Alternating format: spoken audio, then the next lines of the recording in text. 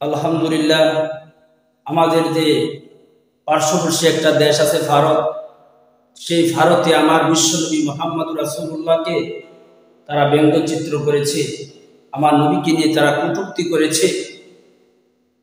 এই জন্যই শরীরের ভিতরে যে দেশে আমার নবীর ইজ্জত দিতে জানে না, যে দেশে আমার নবীর মহব্বত করতে জানে না, আজকে সেই দেশে লক্ষ লক্ষ মুসলমান, সেই দেশে লক্ষ লক্ষ জাতি আজকে লম্মাস করতেছে সেই ভারতে। শরীরের ভিতরে মুসলমান ভাইরা আমার, হে জাতি ভাই, আপনি শুনে রাখেন, শরীরের ভিতরে এক জাররা পরিমাণ রক্ত থাকতে, শরীরের ভিতরে এক ফোঁটা রক্ত থাকতে বিশ্বনবী মুহাম্মদ রাসূলুল্লাহ সাল্লাল্লাহু আলাইহি সাল্লামকে কটূক্তি করতে দিব না, অবমাননা করতে দিব না। ঈমান আনছি একমাত্র নবীর জন্য, ঈমান আনছি একমাত্র আল্লাহর জন্য, ঈমান আনছি কোনো কাফের বেঈমানদের সাথে, ঈমান আনছি একমাত্র কাফের বেঈমানের সাথে মোকাবেলা করার জন্য। মুসলমান শুনে রাখেন, সেই ভারতের বসে এক সাংবাদিক এক মুসলমান ভাইকে বলছিল, আমি দেখলাম সেই ভাইয়ের মুখে দাড়ি আছে, মাথায় টুপিও আছে মনে হয়। সেই সাংবাদিক সেই ভাইকে জিজ্ঞাসা করছিল যে, ভাই এরকম লম্মাস হইতেছে, গন্ডগোল হইতেছে, আপনাদের ব্যবসা কিভাবে হবে?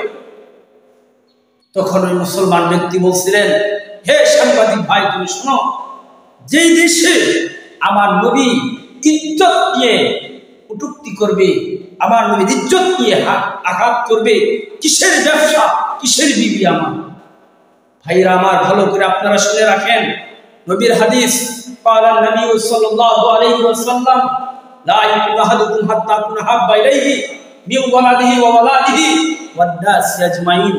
আপনি যতক্ষণ পর্যন্ত খাঁটি মুমিন, খাঁটি মুসলমান হইতে পারবেন না, যতক্ষণ পর্যন্ত আপনার বিবি, আপনার স্ত্রী, আপনার মা, আপনার বাবা, আপনার সন্তান, তাদের কাছ থেকে আপনি পৃথক না হবে, তার চেয়ে বেশি আমার রাসূল আপনার প্রিয় হতে হবে।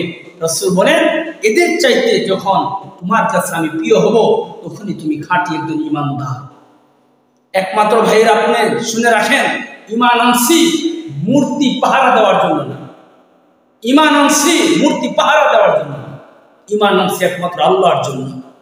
সবাই এই নবীর জন্য যুদ্ধে করেন।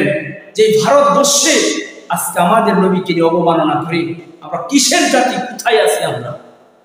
সম্মানিত হাজিরিন, ভালো করে শুনে রাখেন, ঈমান মজবুত করেন, ঈমান শক্তিশালী